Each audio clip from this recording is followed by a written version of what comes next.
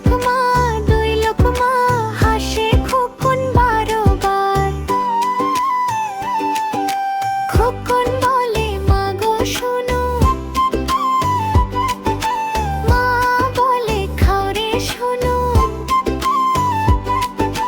চড়ুই পাখি ডাকে ডাকে দরজার পাশে বসে থাকে। টুক করে হাঁটে কাক খোকনের দিকে করে ডাক। ভাতটা দাও দাও একটু, খোকন হাসে না রে বন্ধু। খোকন খায় মা তাকায়, মায়ের চোখে সুখের ছায়া।